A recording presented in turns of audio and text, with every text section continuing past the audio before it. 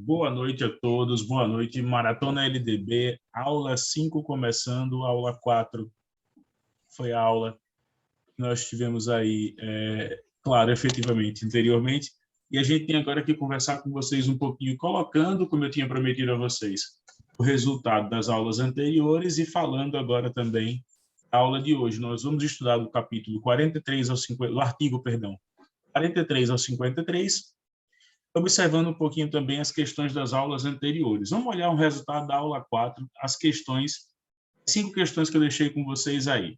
Vamos lá, vamos lembrar.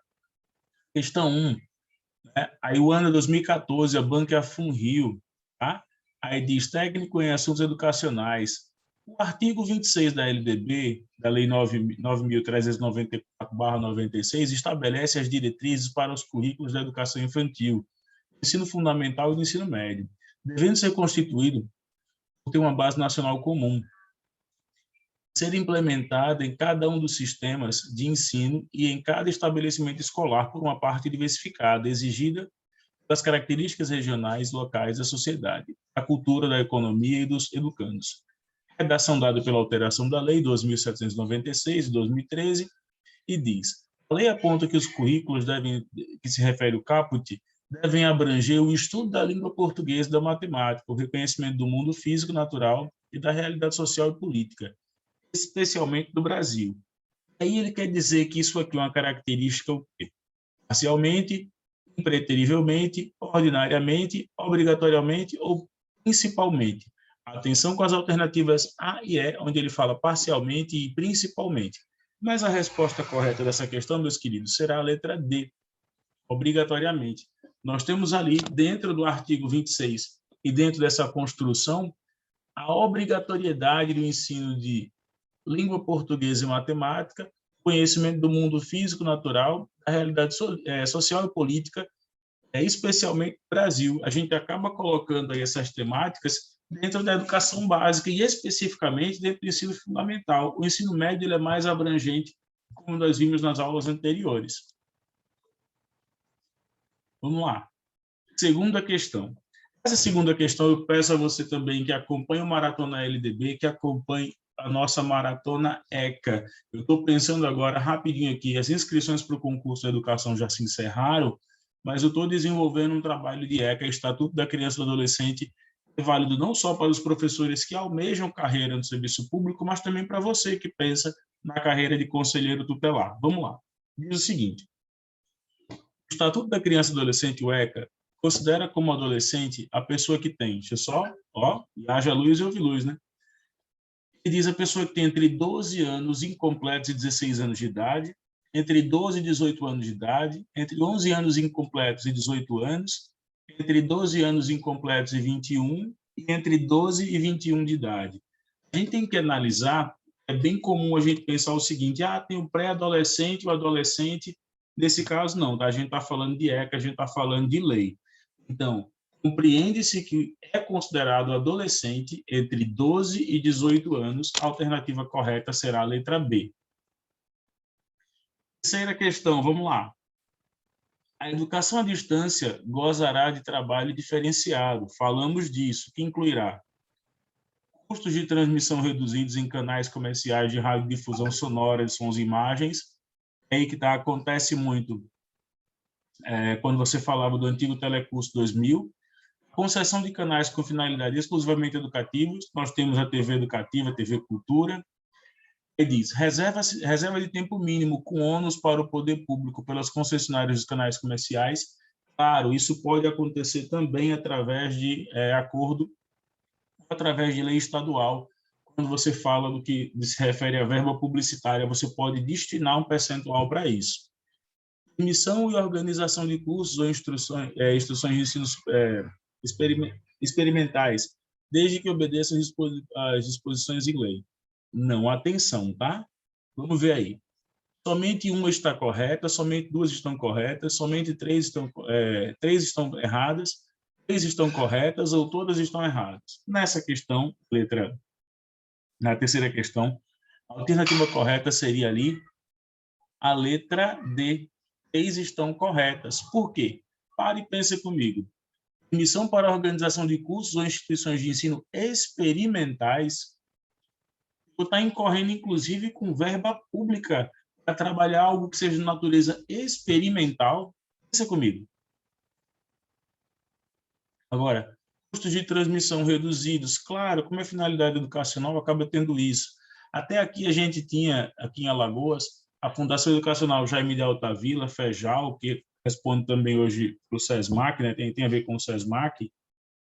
Em um período ela tinha um guia, que era o guia universitário, que aparecia na TV Pajuçara, que é uma TV muito comum aqui de Maceió também. Para você que não é de Maceió e está acompanhando, eles tinham um programa que fazia divulgação, claro, da universidade, mas davam muitas dicas. Era um programa que a gente sabia que tinha finalidade educacional, tá? Então, nessa alternativa aqui, letra D, as 3 primeiras estão corretas, exceto a última, tá bom? Quarta questão, uma no padrão agora da CESP, tá? Eu coloquei falso ou verdadeira, mas a gente vai encontrar lá correto ou errado. Vou dar uma dica.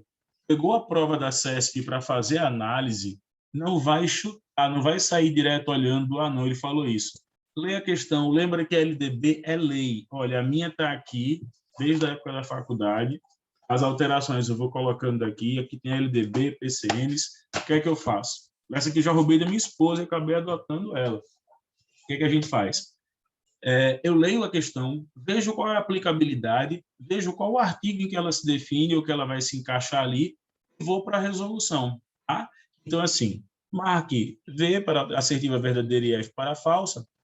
Vamos para o que interessa a questão. A educação básica não poderá organizar-se em séries anuais ou períodos semestrais, ciclos, alternância regular de períodos de estudos, grupos não seriados, com base na idade, na competência e outros critérios, ou por forma diversa de organização.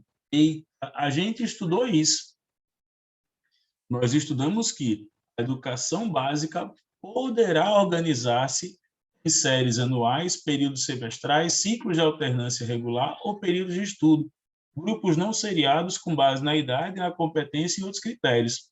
O que está fazendo a questão aí totalmente se perder é esse não. Atenção, por favor, para você concurseiro, para você concurseira, atenção quando for analisar a questão e perceba que ele parte logo de uma negativa. Mas se você estiver estudando ali, pirando, acabando com a tua LDB, lembra que quem está participando do Maratona LDB, recebendo aí a LDB em PDF lá no nosso grupo no Classroom, tá? Está recebendo lá no grupo no Classroom o nosso ECA, as alterações do 9394, LDB, e essa aula aqui vai estar migrando daqui a pouquinho para lá. Quando você acabou aqui, porventura, prestou atenção ao maridão, à esposa, precisou olhar um pouquinho lá os filhos, não deu tempo de fazer isso, acompanhe a gente lá no Google Classroom, para quem já é um aluno da Maratona LDB. Para quem não é, está vendo aqui pelo YouTube, está vendo aqui pelas redes sociais, eu peço que você se inscreva nesse canal e compartilhe com as outras pessoas, compartilhe com outros concurseiros, tá bom? Então, vamos lá. Última questão dessa parte aqui da aula 4. Eu dei uma passada lá para frente, vai ser artigo daqui a 2 aulas, tá? Mas vamos discutir. Nos termos do artigo 70 da LDB, são considerados como termos de manutenção e desenvolvimento de ensino as despesas com, vamos lá, está falando de, são considerados como de manutenção e desenvolvimento de ensino. A manutenção dos programas de transporte escolar, alternativa A, seria aí fundamental para que a gente pudesse acompanhar, tá bom? Por quê? Se eu for colocar ali de manutenção, ele está falando da manutenção e do desenvolvimento do ensino quanto à logística. Mas isso já fica para daqui a 2 aulas. Se você ainda não é um aluno Maratona LDB, já conto com você para essas próximas aulas aí, tá bom? Então, vamos lá. Vamos para a nossa porrada de hoje, no bom sentido, claro. Desculpem o cabelo, é porque eu estava correndo, eu precisei correr hoje. E aí não tinha como, né? Perdoem o cabelo do professor, não está tão apresentável assim, mas vamos lá, tá? Bem-vindo quem está chegando agora. Aula de hoje, dos artigos 43 ao 53, ou em ordem, né? Do 43º ao 53º, professor Elton Santos, esse que vos fala. Vamos para o que interessa. A educação superior. Eita, agora que a porca tosse o rabo, né? Eu estou fazendo aqui docência do ensino superior, eu consigo ver que tem muita coisa que a gente passa desapercebido, que a gente passa sem nem perceber. Artigo 43. A educação superior tem por finalidade estimular a criação cultural e o desenvolvimento do espírito científico, do pensamento reflexivo, formar diplomados nas diferentes áreas do conhecimento, aptos para a inserção dos setores profissionais e para a participação no desenvolvimento da sociedade brasileira. Elaborar sua formação contínua, incentivar o trabalho de pesquisa e investigação científica visando o desenvolvimento da ciência e da tecnologia e da criação, a difusão da cultura, desse modo desenvolver o entendimento do homem e o meio em que vive. Vamos lá, vamos analisar esse aqui rapidinho. O que é que diz o artigo logo para começo? Ele fala qual é a finalidade. Percebam que os artigos no direito tanto vale para a educação, tanto vale para um conjunto de leis, tanto vale para um estatuto, mas o direito ele se organiza na estrutura dos artigos da seguinte forma: ele apresenta a finalidade, ele apresenta depois a distribuição, e vai apresentar depois, se ele for um artigo ligado a um código penal, ele vai apresentar punições. Tá? Então, o que a gente mais vê aí na aula de direito, que assim, a gente vê com uma certa frequência mas existe crime que não tem a lei que o puna? Não. Não existe crime sem lei anterior que o puna, né? E a gente já começa a perceber isso. Vamos lá, vamos continuando. Coisas do home office, tá? Promover a divulgação de conhecimentos culturais, suscitar o desejo permanente de aperfeiçoamento cultural, estimular o conhecimento dos problemas de mundo. Aí ele coloca aqui, atuar em favor da universalização e aprimoramento da educação básica. Ele está colocando agora, além da finalidade, quais são as principais funções. Finalidade e função são coisas diferentes. Tá? E aí a gente prossegue. Artigo 44. A educação superior abrangerá os seguintes cursos e programas. Cursos sequenciais por campo de saber, de diferentes níveis de abrangência, aberto a candidatos que atendam aos requisitos estabelecidos pelas instituições de ensino, desde que tenham concluído ensino médio ou equivalente. É muito comum a gente encontrar, inclusive aqui em Alagoas, a gente encontra muito quem faz aqueles supletivos ou aquelas provas ou aquelas coisas relâmpago e aparecem, né? Existe um dispositivo legal para isso, mas vale a pena lembrar que é pré-requisito para estar no ensino superior ter concluído o ensino médio ou equivalente. Onde é que eu vou encontrar isso? Artigo 44. Lembra do que eu falei? Ele já buscou ali, de imediato, a definição, a função, e agora ele está buscando as obrigatoriedades. Tá? Continuação. Ele fala da graduação. E entender rapidinho, sem falar no juridiquês, né? Sem falar tanto aqui na linguagem do direito, vamos trazer para a linguagem mais formal da gente aqui, linguagem de professor para professor. O requisito básico para você ingressar numa universidade seria o processo seletivo, que se dá por meio de vestibular. Para quem já é portador de diploma, eles abrem um edital à parte. Por exemplo, a minha primeira graduação é em geografia. Aí, se eu quisesse migrar para a graduação de Direito, que eu não fiz isso, eu poderia fazer o seguinte, eu esperaria a faculdade abrir um edital, colocando lá, ó, vaga para a galera que é portador de diploma. Antigamente, ela era de campo para campo. Né? Quem é educação faria educação, ciências jurídicas às vezes estava na educação, às vezes não estava, biologia às vezes estava em biológicas e estava separada, às vezes estava em saúde, educação física a mesma coisa. Mas depois eles perceberam, por uma questão comercial, eu falo isso agora enquanto gestor de ensino superior, docente do ensino superior, é que, para abarcar cada vez mais candidatos, eles disseram, olha, a premissa básica para você ingressar na faculdade sem prestar vestibular é ser portador de um diploma que antecedeu. Tá? Mas aí a gente está falando do processo seletivo, que é o que vocês vão encontrar com os alunos de terceira série de ensino médio. O que é que vai acontecer? Ele tem que ter passado por todos os ritos, e eu volto a dizer, até 2017, salvo engano, nós poderíamos ter ali a nota do Enem, 2017, 2018, a nota do Enem, acima de 470 pontos, validando a sua entrada na universidade. Isso não acontece mais. Mas existe outra modalidade de conclusão do ensino médio, e a conclusão dos estudos seria dada pelo Enseja, mas é um outro nível também.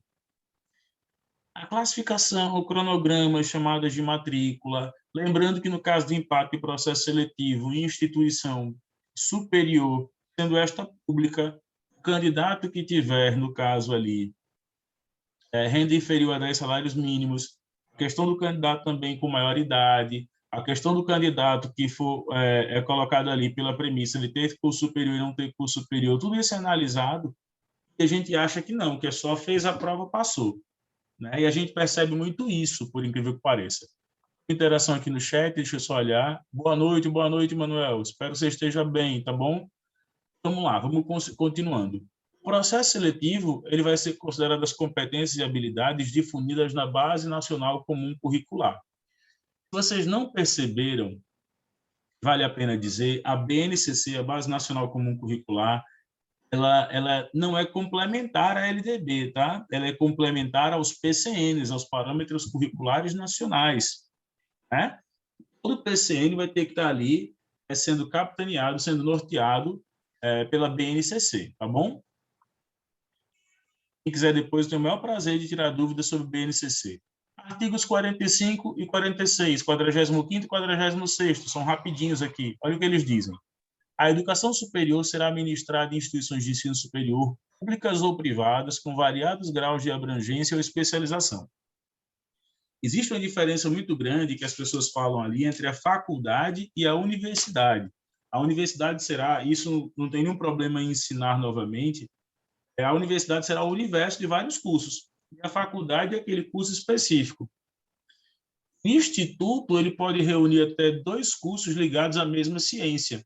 Aqui em Alagoas nós não temos o curso de geologia, mas é muito comum se a gente tiver o Instituto de Geografia ou de Geologia, o Instituto de Geociências, o curso de Geografia, o curso de Geologia, os irmãos estarem ali colocadinhos, estarem juntos. É muito comum a gente ver, por exemplo, o curso de Engenharia de Pesca, Engenharia Ambiental em outros estados participarem do mesmo instituto. É muito comum a gente ver o curso de Design de Interiores ou Design e o curso de Arquitetura e Urbanismo também juntos, tá?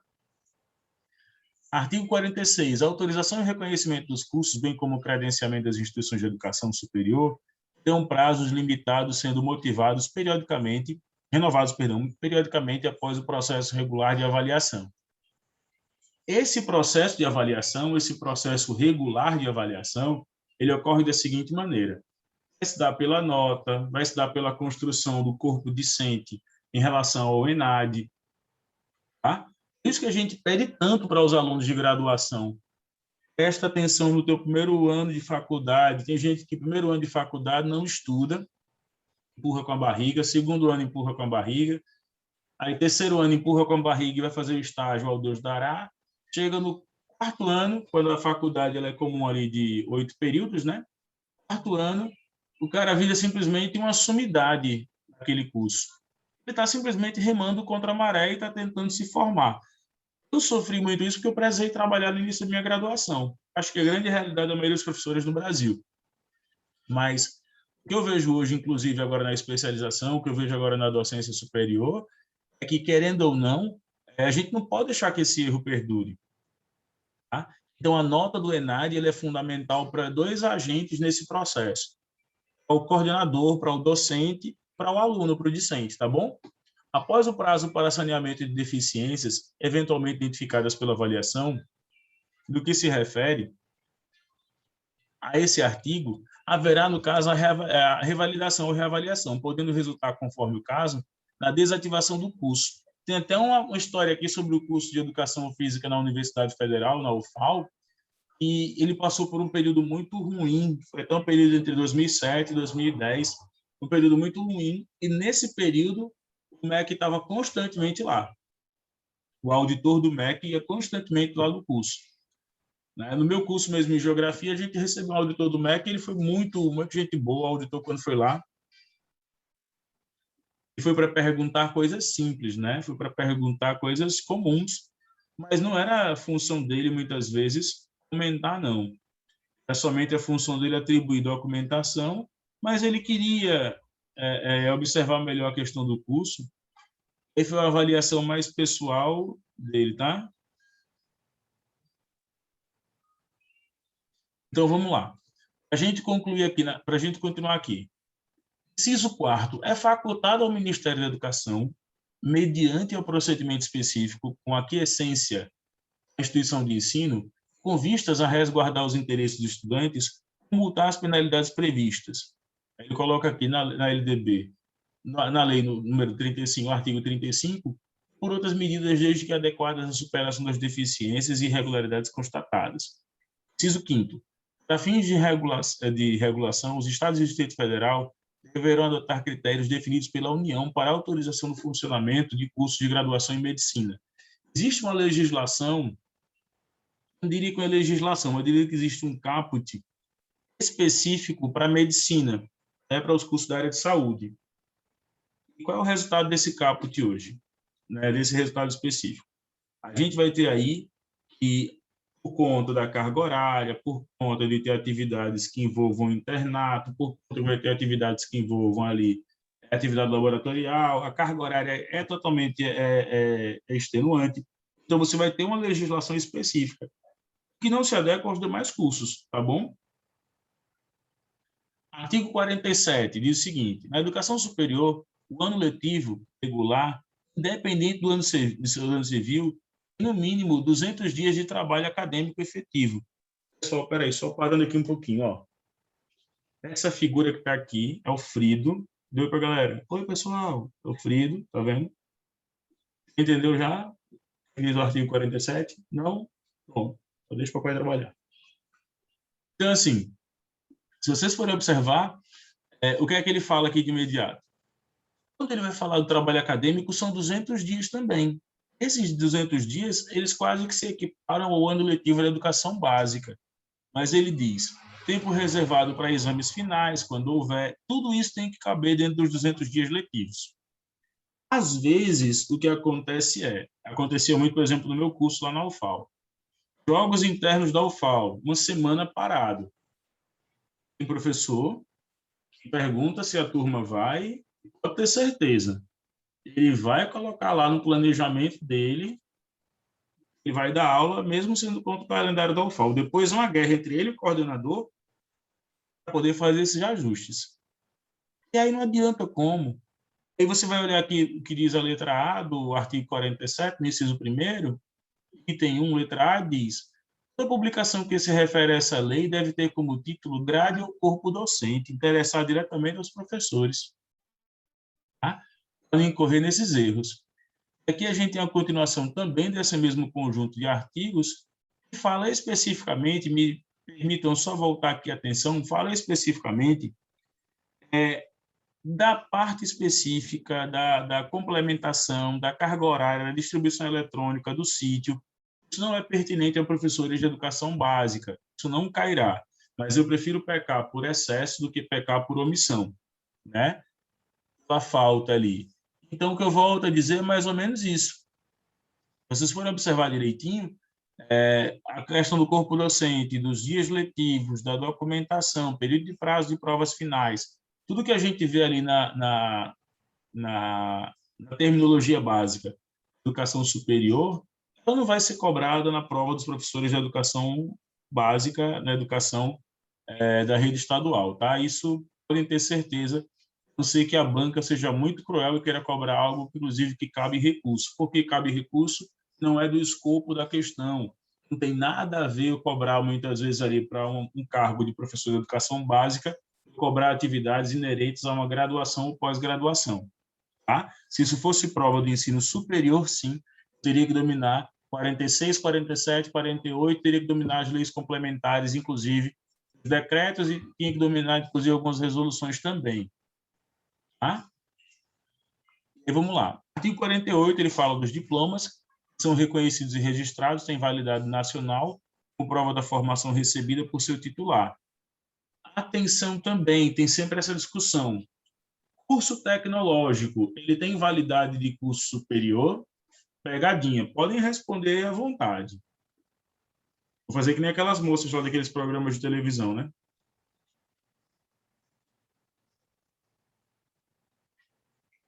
Vamos lá. Os cursos tecnológicos, eles têm uma resolução bem diferente dos cursos superiores. eles têm validade em algumas áreas. Por exemplo, a área, quando pede um tecnólogo, isso é uma responsabilidade que compete também ao empregador. Ele está pedindo um tecnólogo, ele está pedindo um tecnólogo especificamente.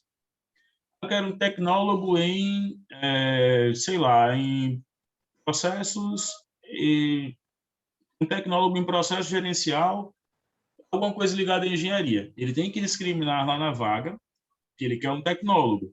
Se ele quiser, muitas vezes, ali um superior, ele vai ter que colocar graduação ou diplomação referente à área. Tá? É muito bom prestar atenção nisso. E o inciso primeiro diz: os diplomas expedidos pelas universidades serão por elas próprias registrados. Aqueles conferidos por instituições não universitárias são registrados em universidades indicadas pelo Conselho Nacional de Educação. O que é que acontece? Se tiver uma instituição de caráter não universitário, vai ter que ser registrado por uma universidade credenciada no Conselho Nacional de Educação. Quando o CNE faz isso, ele diz muitas vezes, ele atribui que aquela universidade pode chancelar aquele diploma. Acontece muito, inclusive, isso me entristece demais, não só enquanto professor, pesquisador, mas tem muita gente que faz graduação no interior do Nordeste, no sertão mesmo nordestino, e essas pessoas se formam com grande dificuldade, né? Dificuldades financeiras e tudo mais, para poder ter o diploma de nível superior. Quase sempre em cursos como pedagogia, biologia, área de educação, a nossa área. E quando vai receber o diploma, recebe o diploma, é uma emoção, muitos deles são os primeiros a chegar a nível superior em toda a história da família. Quando vai observar o teor do diploma, o diploma não é validado. O diploma não tem validade, aquela instituição, inclusive, às vezes nem é reconhecida pelo MEC. E aí, assim, havia uma série de coisas no campo do direito que, se a gente fosse falar aqui, a gente ia passar o resto do dia comentando. Deixa eu só arrumar aqui uma coisa. A gente ia passar o resto do dia comentando. Não é o foco da aula esse, mas as universidades, elas começam a ministrar cursos, elas começam a montar turmas, elas começam a fazer todo o processo, mas elas não deram entrada ainda no processo de certificação junto ao MEC. Então, muitas trabalham com autorização, com portaria, tem uma cópia de resolução que é de uma faculdade irmã. Não existe isso, tá, gente? Faculdades é uma faculdade irmã, você estuda aqui, mas o diploma sai por lá. Não, as duas faculdades, elas têm que ter pelo menos a documentação básica, e se elas não tiverem ali a sua documentação expedida pelo CNE, o diploma terá que ser chancelado por uma que possua ali o registro no Conselho Nacional de Educação. Diplomas de graduação expedidos pelas universidades estrangeiras serão revalidados por universidades públicas que têm o curso do mesmo nível ou em área equivalente, respeitando os acordos internacionais de reciprocidade. Atenção que isso dá uma bronca desgraçada. Como assim? O cara sai, vai fazer, pronto, meu curso, tá? Meu curso, ele sai, vai fazer geografia lá na Alemanha, terra da geografia, terra do Humboldt, né, que era a Prússia. Aí ele vai fazer geografia lá. Quando ele retorna, vai validar aqui na Universidade Federal de Alagoas, vai validar no estado que ele tem, esse é o curso equivalente. Mas ele saiu para fazer geologia lá. E aí ele veio aqui para Alagoas para validar o diploma dele como geólogo. Ele não vai conseguir. E se ele conseguir, se alguém chancelar esse diploma, vai responder por adulteração do documento. Inclusive, se ele se apresentar como geólogo ali, em concorrência pública, tratar como tal, sem ter prestado concurso somente por contratação, é usurpação da função pública. É crime. Então, ele tem que ir numa faculdade aqui no Brasil, veio da Alemanha para cá, tem que ir numa faculdade aqui no Brasil que tem o curso equivalente, e quando tiver esse curso equivalente, o mesmo curso, aí ele vai conseguir ter a validação do diploma. Está acontecendo um probleminha, inclusive, com as pessoas que vão cursar medicina na Bolívia, na Argentina, mas não é nada mais, é porque o curso lá, além de ser mais barato, a grade é um pouco diferente. Eu sinto isso, por exemplo, na graduação em Direito. A gente paga, por exemplo, em uma determinada faculdade, Direito Empresarial, a gente paga no quarto período, Direito Empresarial em outro está no nono período. Então, mas você tem direito empresarial durante a sua graduação. Se está no primeiro ou último período, não importa. Você está vendo que está ali. Mas você ter toda a grade de geologia e tentar validar em geografia ou vice-versa, ter toda a grade, por exemplo, em quiropraxia.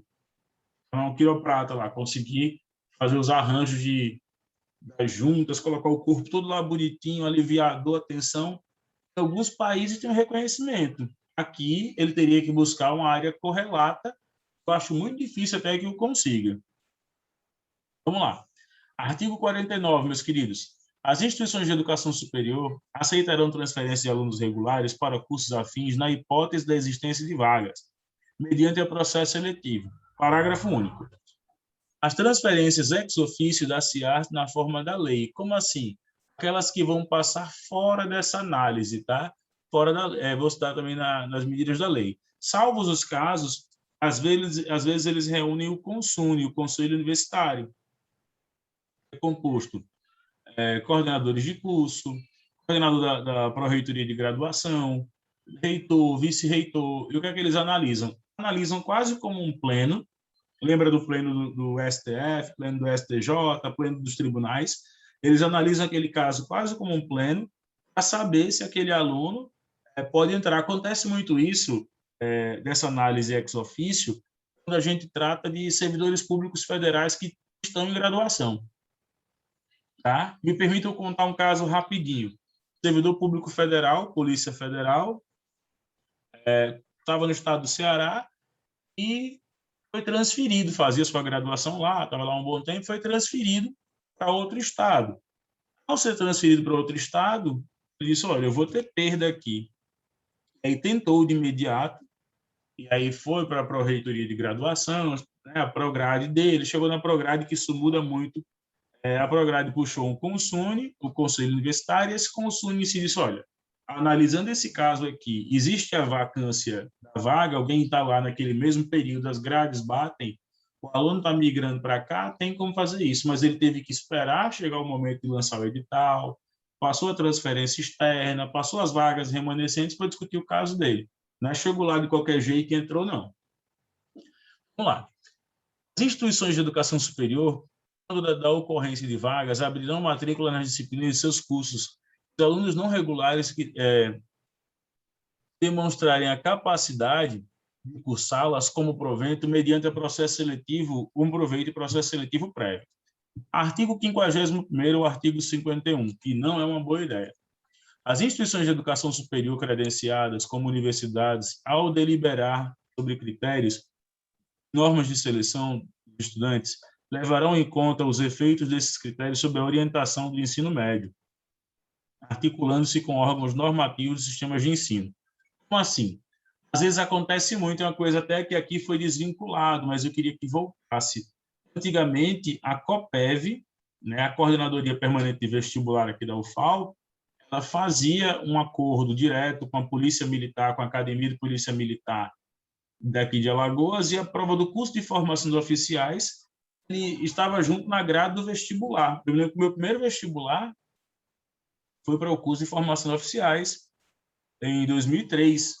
Tinha 18 anos e tentei ingressar.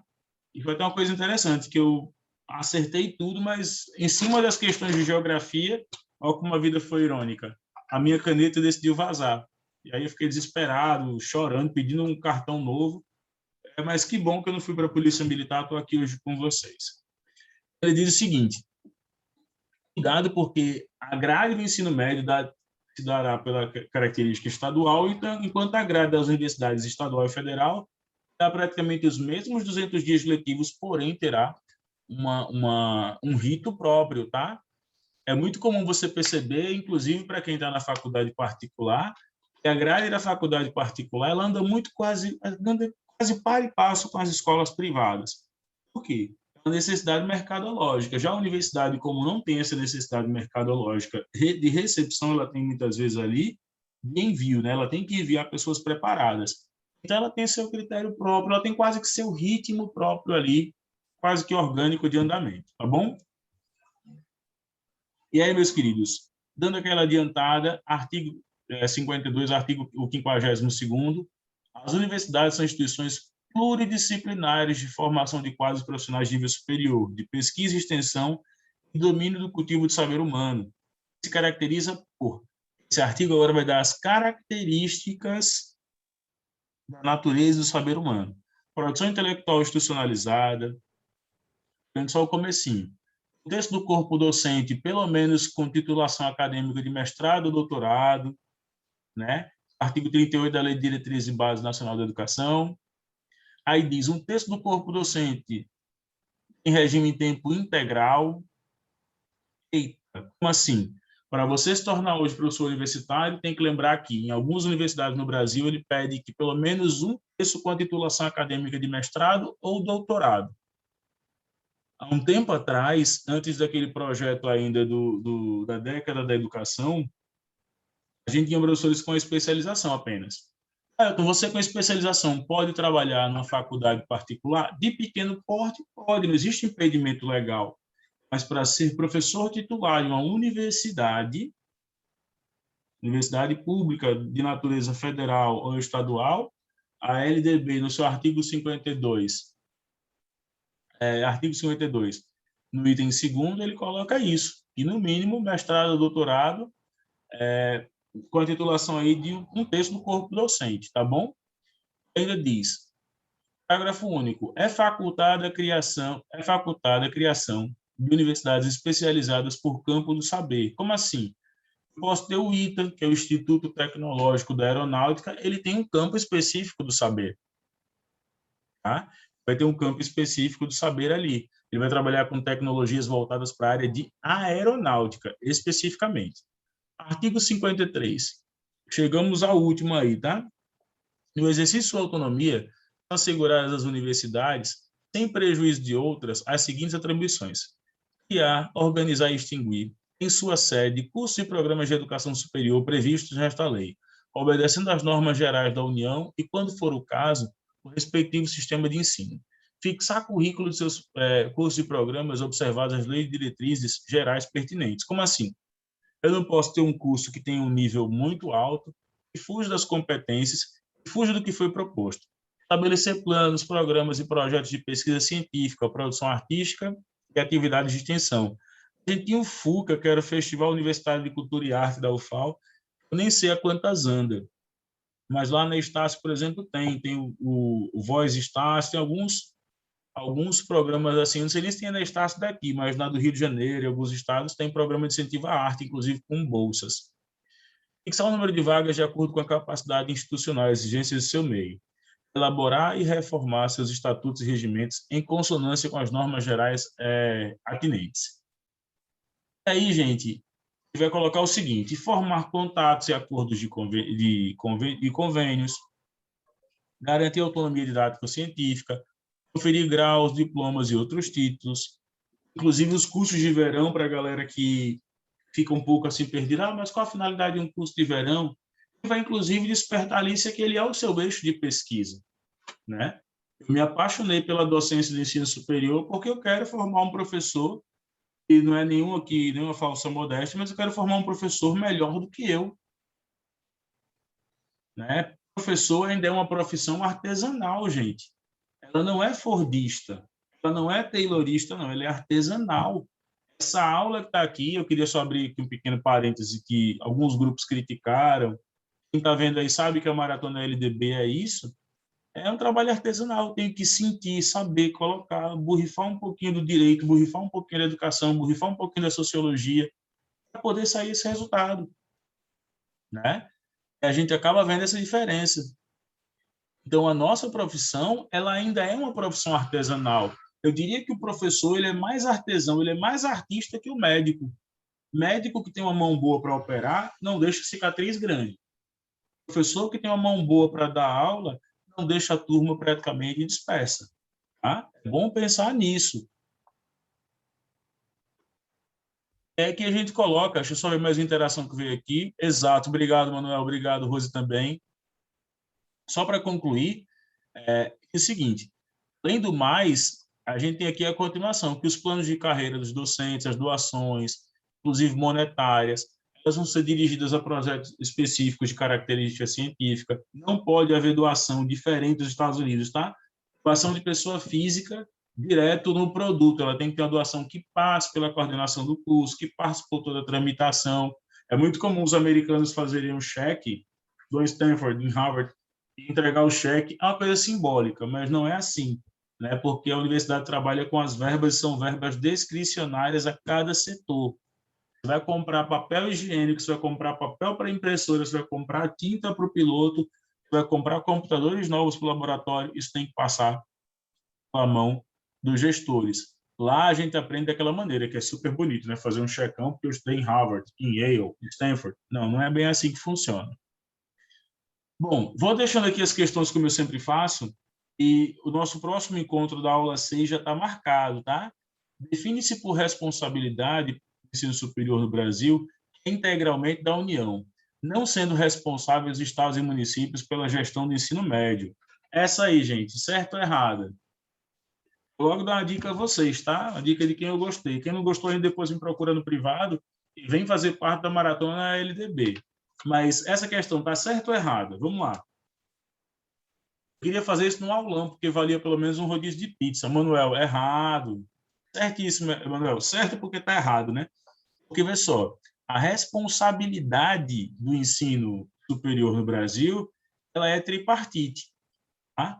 Os municípios, inclusive, têm autonomia de criar as universidades. Não é uma responsabilidade, não é uma premissa básica. A responsabilidade do município é a educação básica, de preferência primeiro ciclo, de preferência até o 8º ano. Tá? Segundo ciclo, do 6º ao 3º ano, é uma competência estadual, é que vocês vão enfrentar, e espero muito que vocês consigam ser aprovados, para chegar lá no ensino médio, no ensino fundamental 2, arrebentando. Segunda questão, que já vou deixar para a aula que vem. A cenário alternativa que apresenta os itens pertinentes ao currículo centrado na pedagogia de competências. Aqui também, para ninguém perder a minha próxima aula. Terceira questão, o concurso de Mesquita, no Rio de Janeiro. A LDB dispõe que deve ser assegurada a todos a formação comum indispensável para o exercício da cidadania. Nesse sentido, a lei visa a formulação de um conjunto de diretrizes capazes de nortear currículos garantindo qualidade da educação. Para contemplar a exigência, o MEC tomou a seguinte iniciativa. Vamos lá.